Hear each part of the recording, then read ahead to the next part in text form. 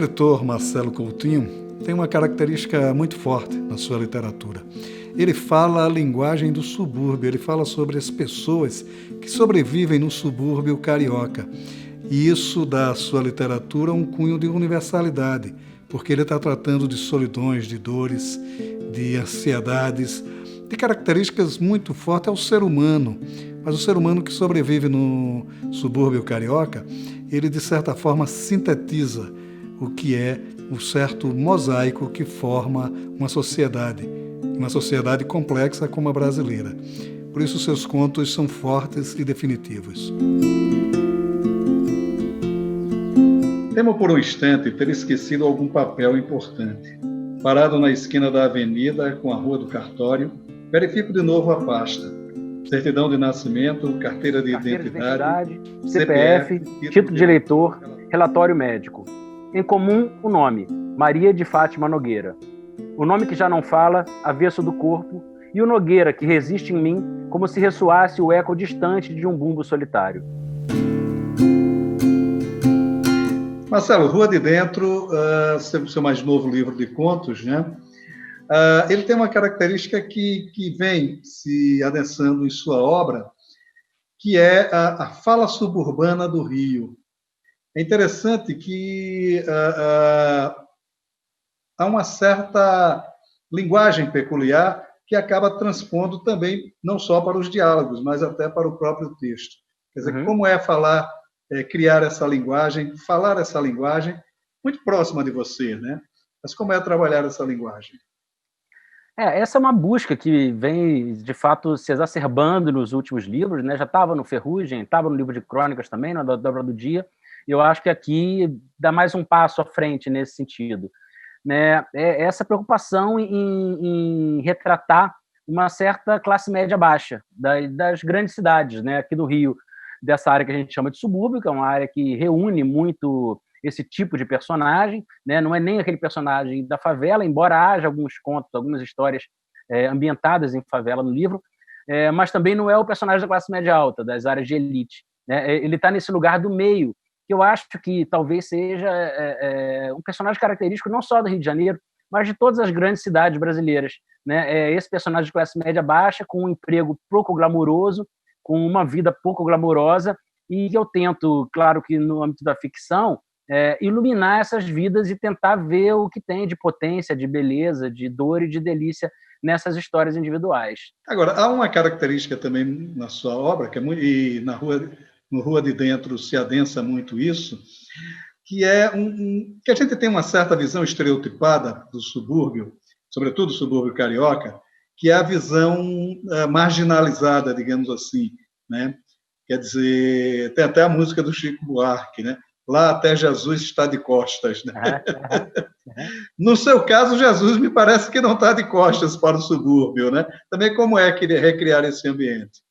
Exatamente, eu acho que o papel que eu tenho feito, e aí, claro que conta para isso a experiência de ter vindo do subúrbio, né? Eu nasci em Madureira, passei infância e adolescência praticamente em bairros suburbanos, e quando eu fui começar a escrever ficção, ou mesmo trabalhar como jornalista, eu percebia que esse tipo de personagem, um personagem com o qual eu convivia diariamente na minha vida durante muitos e muitos anos, ele estava subrepresentado na literatura brasileira, né? A literatura brasileira contemporânea falava majoritariamente de um tipo de personagem intelectualizado ou ligado à própria literatura ou ligado aos saberes das ciências humanas, que não é absolutamente minoritário, né, na configuração social do país, né?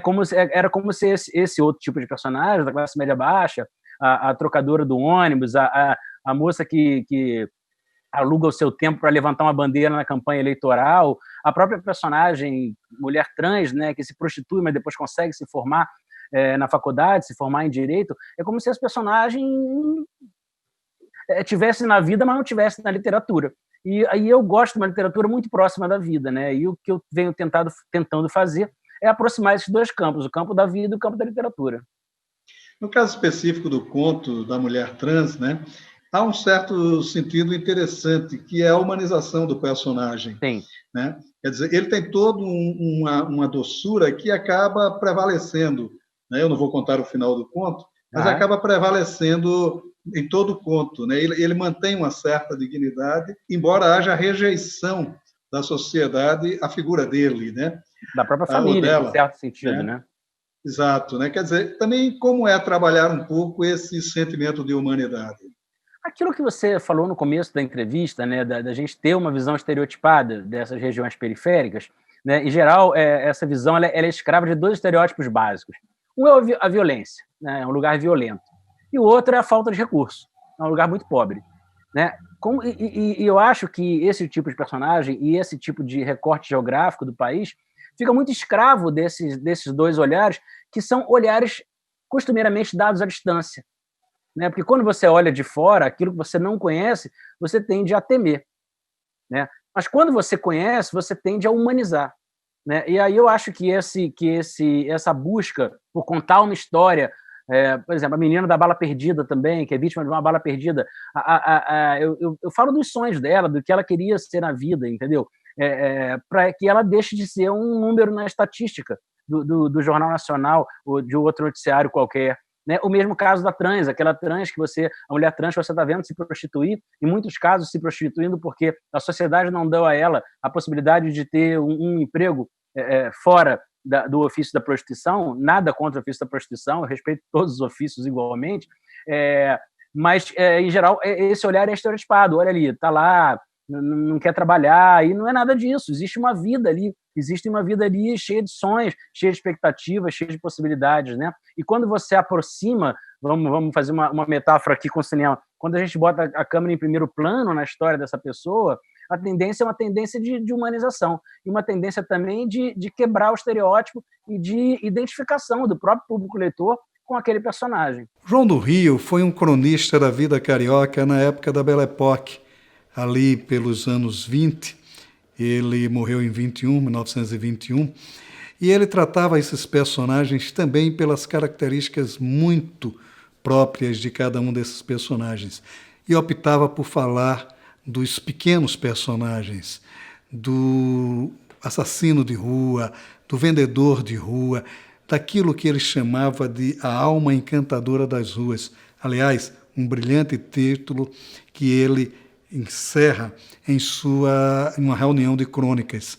É um livro fantástico, porque mostra um Rio de Janeiro longe do que era o Rio de Janeiro capital e senhora do poder. Mostra o Rio de Janeiro que se construía a partir de uma alma popular. E isso dialoga muito profundamente com a obra do Marcelo Moutinho. É natural que a primeira leitura dos contos de Marcelo Moutinho a gente se remeta a uma certa influência do Lima Barreto. Sim. É logo o primeiro impacto natural. Eu não vejo isso, né? Eu não vejo isso. Eu vejo uma filiação mais profunda ao João do Rio, por exemplo, porque é a fala cotidiana. Embora o Lima Barreto ele tratasse das mesmas figuras que você trata, das mesmas personagens que você trata, ele tinha uma densidade mais, digamos, mais reflexiva sobre essas personagens, enquanto você procura uma visão mais cotidiana dele. Como o cotidiano dessas pessoas o diferencia dos outros personagens do Rio. Aquilo que o João do Rio chamou de a alma encantadora das ruas, né? Quer dizer, de certa forma, seria a alma encantadora dos subúrbios, no seu caso. Quer dizer, como é que você faz esses paralelos também? Eu acho que o paralelo com o João do Rio é perfeito, sobretudo porque meus contos, têm um quê de crônica, né? Tem um quê dessa observação cotidiana, dessa observação que nasce, né, da caminhada pela rua, essa caminhada que agora a gente está impossibilitado de fazer, né? Eu até brinco com o pessoal da Editora Record, que acabou que o título Rua de Dentro se tornou profético, né? Porque hoje nós estamos nas mãos apenas das ruas de dentro, né? O título era uma brincadeira tanto com o sentido da rua de dentro como não sendo a rua principal, quer dizer, aquela rua que não está, não é a grande avenida, não é onde estão acontecendo os grandes fatos da sociedade, mas também do impacto da experiência da rua no nosso âmbito individual, né? Como a experiência coletiva em sociedade, ela desenha dentro da gente os nossos mapas íntimos, né? A nossa cartografia íntima da vida, né? eu acho que essa aproximação com a crônica ela é bastante plausível, né? Tanto com o João do Rio quanto com outros cronistas que procuraram também essa veia lírica, como Paulo Mendes de Campos, por exemplo, né? que tinha esse olhar para a cidade, tentando colher na cidade, para citar aqui uma frase do Calvino, aquilo que não é inferno dentro do inferno, né? Procurando aquilo que não é inferno dentro do inferno, cavucando atrás desse tipo de personagem, desse tipo de fala, desse tipo de situação, desse tipo de enredo.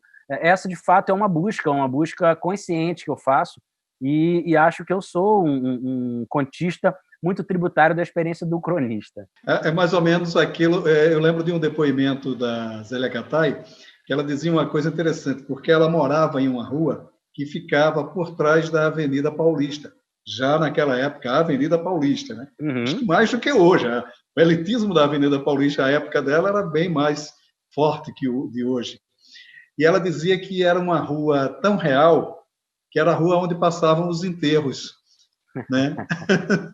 Essa contradição entre a vida e a morte, né, que ela fazia de uma maneira poética também, é mais ou menos o que está na sua obra também, né? Quer dizer, tratar as questões cotidianas pelos seus contrastes, Sim. né?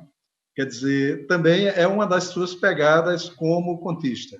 Sim, e eu acho que esse livro, Rua de Dentro, a inflexão que ele faz com relação ao Ferrugem é uma inflexão que nasce de uma relação com a conjuntura. A gente vive um momento no país de um certo retrocesso das liberdades e do pensamento mais progressista com relação a costumes, sobretudo, né? Então, e o livro começa com uma personagem, uma mulher trans, né? Tem um personagem que é o segurança de um jogo de futebol que tem um caso com o zagueiro da seleção brasileira, um caso escondido, quer dizer, que trata de homofobia, de certa forma, né? Tem a personagem que é vítima da bala perdida, tem o conto que trata de dois meninos, quer dizer, um da classe média alta, outro que mora na favela, mas que se encontram na escolinha de futebol. Quer dizer, eu acho que é o vislumbre de uma possibilidade de um Brasil mais tolerante a partir da denúncia de suas intolerâncias. Claro que não de uma forma panfletária, não de uma forma tentando convencer ninguém de nada, mas através daquilo que a gente estava falando, dessa humanização dos personagens. Quando você humaniza, você aproxima ele da humanidade do outro. Eu acho que esse caminho é um caminho tem muito mais potência do que simplesmente ficar tentando convencer os outros com teses panfletárias. Quer dizer, é interessante isso. O discurso político de sua obra, ele se dá de maneira sutil, né? O Machado de Assis, para citar outro caso, fazia muito isso, né? Quando ele criava aqueles stands da Belle Époque que sonhavam em ser deputados, né? Era uma forma que ele tinha para criticar essa manipulação do jogo político, né? Quer dizer, há no seu conto também esse discurso, só de uma maneira também mais sutil, né? Também menos agressiva. Quer dizer, também um pouco como é trabalhar isso. Eu lembro do Machado, uma passagem genial de um dos livros dele, que é o camarada que tem uma loja chamada Padaria Imperial, uma coisa assim. Padaria Imperial, Isso. E aí ele falou, olha, caiu o Império, agora é República. Aí foi lá e ele troca a placa. Quer dizer, isso é muito Brasil, né? Quer dizer, o que está acontecendo? A onda é essa, então vamos nessa. Você vê numa cena muito pequena e alegórica, ele fala de uma forma muito profunda sobre o comportamento médio da sociedade brasileira, né? De uma forma muito genial, sem precisar escrever isso, digressionar sobre o comportamento do brasileiro ou o tipo de oportunismo médio que graça na sociedade, né? Eu realmente acredito que a literatura ela é tanto mais política quanto menos panfletária ela é. Ela é política no sentido de tratar de temas que são políticos, mas sem querer convencer alguém de alguma coisa, né? Eu acho que a literatura não está no campo da dissertação, não está no campo da persuasão, né? É importante que o leitor tenha espaço para tirar suas próprias conclusões, né? Muita gente fala, os seus contos têm finais abertos, né? Eu falo, o final aberto porque eu quero que você escreva junto comigo, né? Eu quero que o leitor, com a imaginação dele, ajude a escrever o livro, o Rua de Dentro que ele está lendo, não o que eu escrevi, porque o que eu escrevi está escrito, mas cada um vai ter essa recepção de um jeito diferente, né? E você deixando a história de certa forma, em aberto, você dá espaço para que o leitor construa a sua própria história em parceria comigo, o escritor, né? Uma tradição também nossa, né? Sim. Tem uma passagem clássica do Tocaia Grande, do Jorge Amado, em que o coronel Natário, né, ele arma uma tocaia, né? E ele termina a tocaia dizendo uma única frase, né? Nunca errou um tiro. Certamente a tocaia dele deu certo, né? Quer dizer, como é também esse jogo de trabalhar desafiar o leitor, né? É um jogo de desafio ao leitor também, não é? É um desafio, e é chamá-lo, né? Chamá-lo como parceiro, né? Não como um mero receptor daquilo que você escreve, né? Mas fazendo com que ele busque dentro dele também a forma de completar esses espaços abertos. Eu acho que, à medida que eu fui publicando, essa foi uma busca cada vez mais consciente, não querer dizer tanto, ou tentar dizer tanto com menos, né? De uma forma um pouco mais minimalista, né? Eu acho que esse livro traz muito essa perspectiva, né? Tanto que ele é um livro, a gente não vai dar spoiler aqui, mas é um livro que não termina, né? Os contos têm essa característica aberta e essa característica de ser muito conciso, né? O trabalho com a concisão, no termo jornalístico, para usar uma expressão jornalística, quer dizer, você trabalha com o lead, né? Tá respondendo aquelas 5 perguntas e deixando que o leitor complete o jogo do conto, né? Quer dizer, é um mosaico para novos leitores, para que os leitores também, de certa forma, intervenham na sua prosa? Sim, aliás, eu acho que essa palavra mosaico é uma palavra muito feliz para o livro, né? Não à toa, a capa do livro é um piso daquele de cacos de telha, né? Um piso de caco de cerâmica, um piso muito tradicional no subúrbio aqui do Rio de Janeiro, mas já descobri que nas áreas suburbanas do Paraná, de São Paulo e de vários outros estados brasileiros, né? Eu acho que aquele é um piso muito típico de quintal, quer dizer, então é interessante porque o quintal é o lugar que fica entre a rua, que é o espaço coletivo, e a casa, que é o espaço íntimo, né? E esse livro está falando justamente dessa fronteira, e ao mesmo tempo ele por ter vários cacos de cerâmica de cores diferentes, e forma um piso, quer dizer, eu acho que um livro de contos ele é bem sucedido quando ele consegue fazer isso. Ele forma um piso a partir desses cacos, né? É como se fosse uma tela mosaicada de várias histórias, mas que tem alguma coisa que junta essas histórias, que dá sentido ao fato de elas estarem juntas, né? No caso do Rua de Dentro, é essa perspectiva, né? A perspectiva de personagens desglamorizados, a perspectiva de tentar iluminar a vida deles, para além dos estereótipos comuns que o brasileiro médio costuma dispensar quando retrata esses personagens, e também essa questão política que você bem destacou, que é uma resposta à intolerância a partir da humanização. Agora, como é que você chega ao ponto de saber que os contos conversam entre si? Eles têm uma identidade. Como é a construção do volume de contos? Há um planejamento? Enfim, como é que acontece esse fenômeno? Olha, praticamente nos 3 últimos livros de contos foi uma coisa muito curiosa, porque, em geral, eu fui escrevendo 1, 2, 3 contos, às vezes um era até por encomenda de uma revista ou de algum site e tal, e à medida que esses contos vinham sendo escritos, eu percebia que havia uma questão subjacente que estava me atormentando, me ocupando naquele momento histórico da minha vida, né? E aí, claro, é como se intuitivamente o livro começasse a se desenhar e depois eu entendesse qual é o caminho do livro e fosse completar ele com outras histórias que coubessem dentro desse amálgama, né? Mas o começo, realmente, em geral, é muito intuitivo.